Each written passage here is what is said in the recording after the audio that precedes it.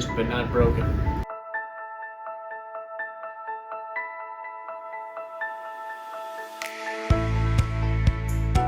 My name is Christopher, and I'm a spinal cord injury survivor of a little more than 9 years. And I want to do a real quick video for Spinal Cord Injury Awareness Month here in September 2025.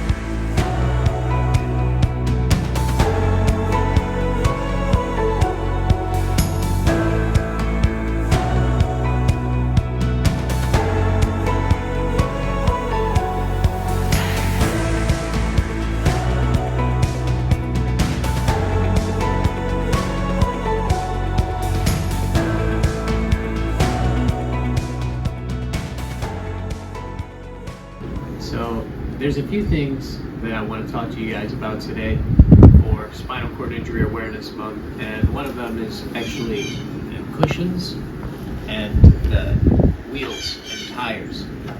So cushions are one thing that we all have to advocate for.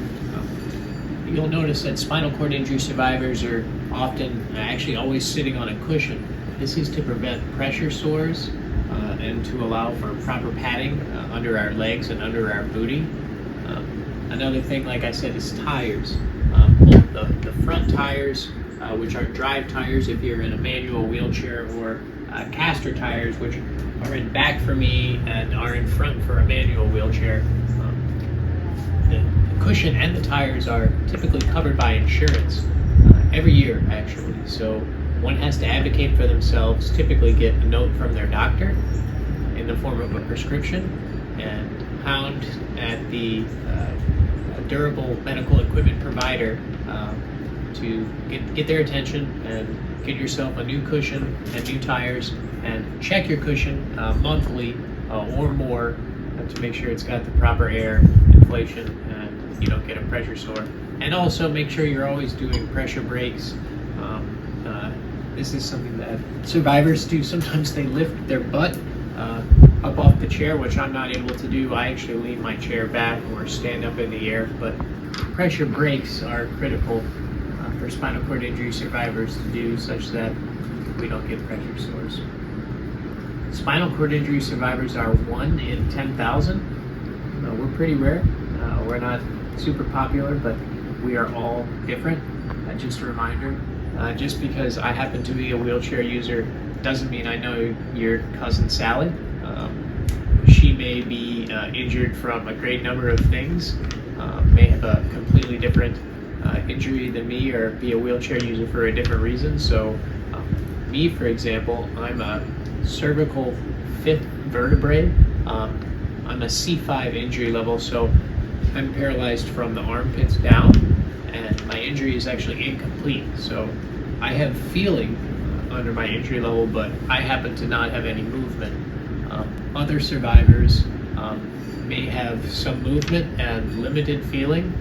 For example, if you are like a cervical 3 injury level, a little higher than me, then you may be paralyzed from the neck down.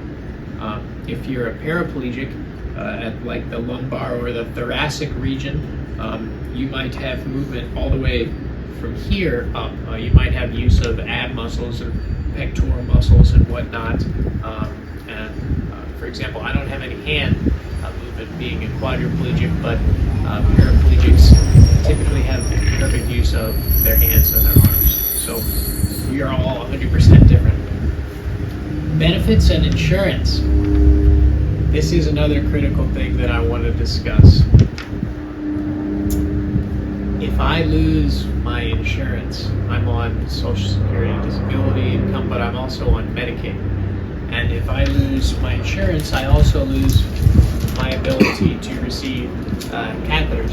So a catheter is a medical device that I use every 4 to 6 hours to be able to void my bladder. This is how I take a pee. I drain my bladder with one of these medical devices that for me actually comes for free, but if I lose my insurance, or if I lose my Medicaid,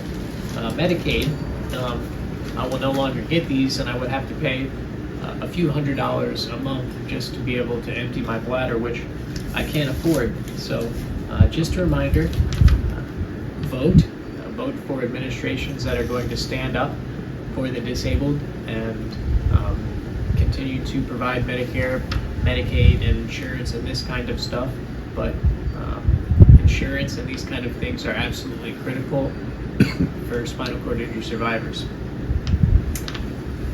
Finally, a reminder, I'm not a book on the shelf.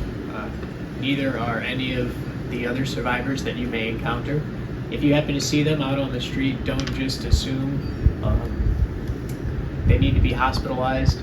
Don't assume that they need help 24/7. We are all productive members of society. So make sure if you see a wheelchair user, wave, say hi, be friendly, and just treat them like another human, because that's just what we are. Thank you so much for your time for September 2025 Spinal Cord Injury Awareness Month.